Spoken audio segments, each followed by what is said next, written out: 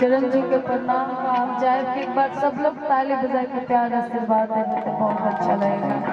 हमारे स्टेज पर जो भी गार्जियन उपस्थित है आप सब लोग को भी प्रणाम है, आप लोग भी प्यार आशीर्वाद देंगे। बाकी आइए चलेंगे आप सब लोग के बीच में गाना की तरफ।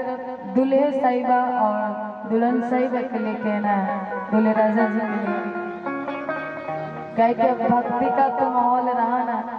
हमारे सुपर स्टार नागेंद्र उजाला जी, नागेंद्र भैया जो कि बहुत अच्छे अच्छे गाना गाए, बड़ा अच्छा लग रहा था, हम सुन रहे थे बैठ कर। बाकी कहना है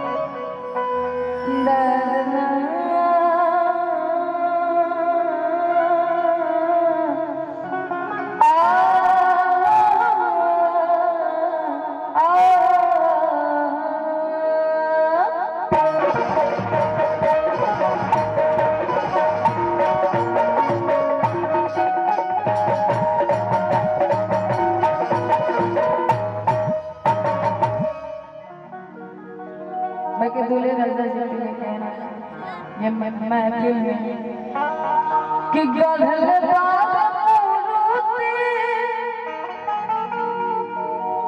आज भगवान माट छीन के, कि गधल बाग मूर्ति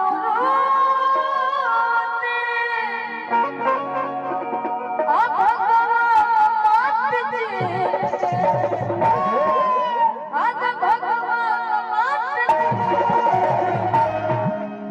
सलामत रहो जोड़ी दुल्हा दुल्हन के। हमारे लिए नहीं, दूल्हे राजा जी के लिए एक बार जरूर ताली बजाएगा इस गाने पर। कहना सलामत रहो जोड़ी दुल्हा दुल्हन के।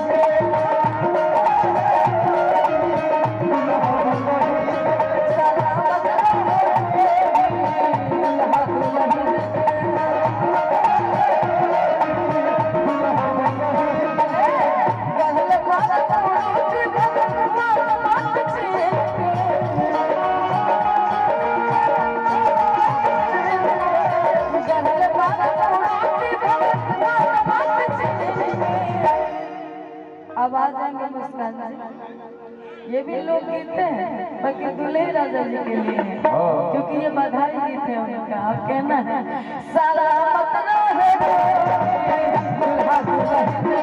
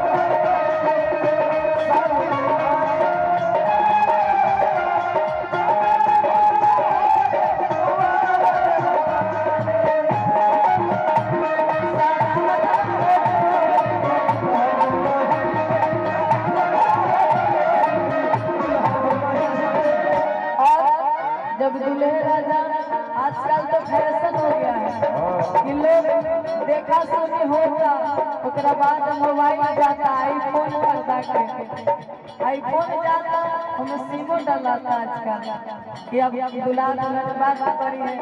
ओकरा बाद तो ढाक डाला जब लोग आवता जयमाला पे चाहे बनिया अपना ससुराल में आवेले तब उतना मन में डरे न रहे लगे कोई। बाकी दूल्हे रहे जब जयमाला पे जाता रहे तो बड़े सुंदर भाव में अपनी दुल्हन सही करके देखा थे। बाकी लड़का कहता था दुल्हन के दुल्हा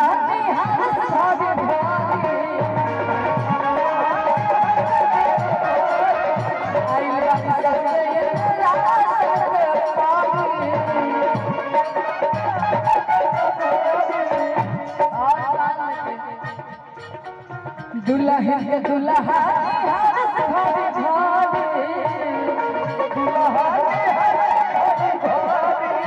आइल बारी सजने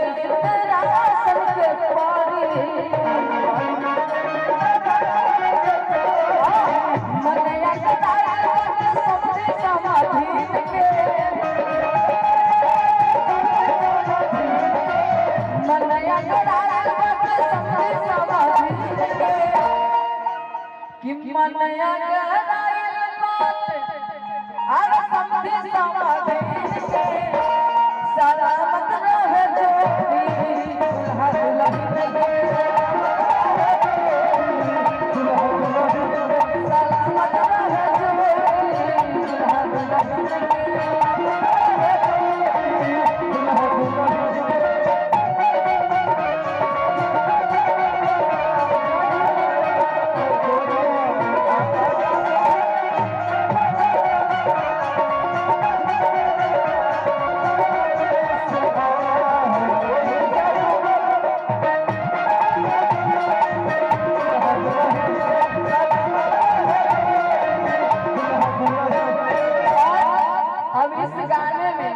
बड़ा सुंदर लाइन लिखने वाले लिखे हैं और गाई तो मैं ही हूँ।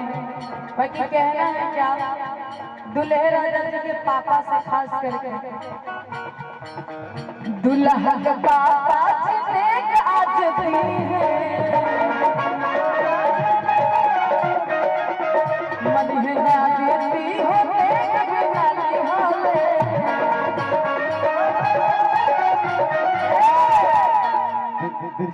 दुल्हा के पापा आज भी है अमन है नया दीदी हो बधाई गीत जब शादी में चलता है तो लोग कहते हैं कि दुल्हा के पापा आज भी है मन है ना दीदी हो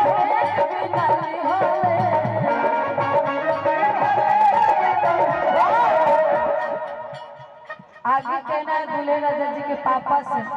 आप जितने हमारे गार्जियन बैठे हैं सब लोग से कहना है सुध मन सदी है सबका काज को खेल के